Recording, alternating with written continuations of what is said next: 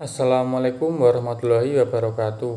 Perkenalkan, nama saya Mirza Ahmad Ali dari Prodi D4 Teknik Otomotif Fakultas Teknik Universitas Negeri Yogyakarta.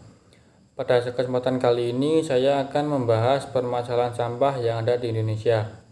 Sampah adalah suatu bahan yang terbuang atau dibuang dari hasil aktivitas manusia maupun alam yang belum memiliki nilai ekonomis. Sampah berasal dari rumah tangga, pertanian, perkantoran, perusahaan, rumah sakit, pasar, dan sebagainya.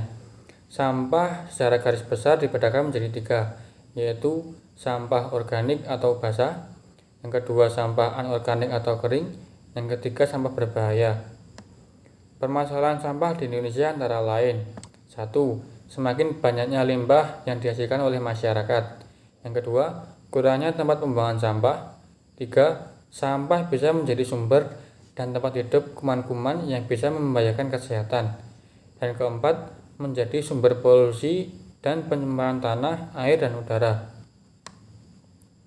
Pembuangan sampah yang tidak diurus dengan baik akan mengakibatkan masalah besar, karena penumpukan sampah di kawasan terbuka akan mengakibatkan pencemaran tanah yang juga akan berdampak ke saluran air tanah.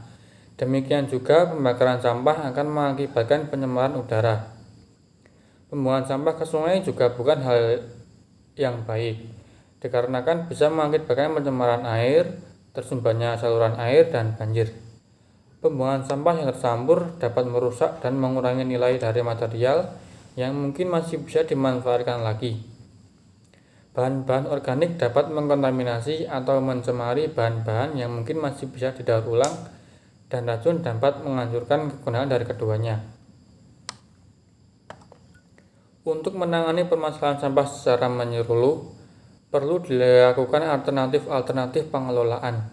Alternatif tersebut harus bisa menangani semua permasalahan pembuangan sampah dengan cara mendaur ulang limbah yang dibuang kembali ke ekonomi masyarakat atau ke alam, sehingga dapat mengurangi tekanan terhadap sumber daya alam.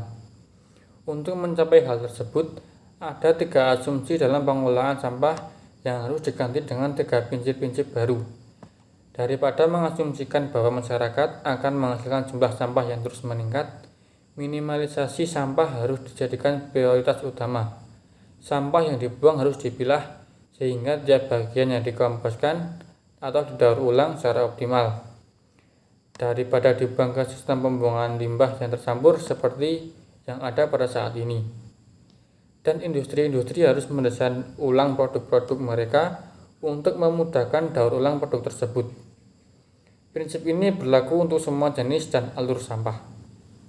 Solusi lain dari alternatif di atas bisa juga menggunakan prinsip 3R, yaitu yang pertama, reduce atau mengurangi.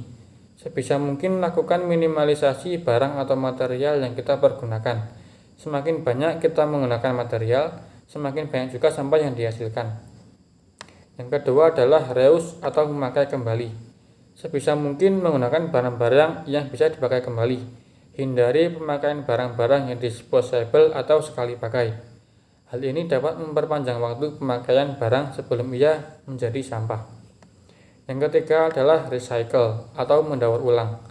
Barang-barang yang sudah tidak berguna lagi bisa didaur ulang.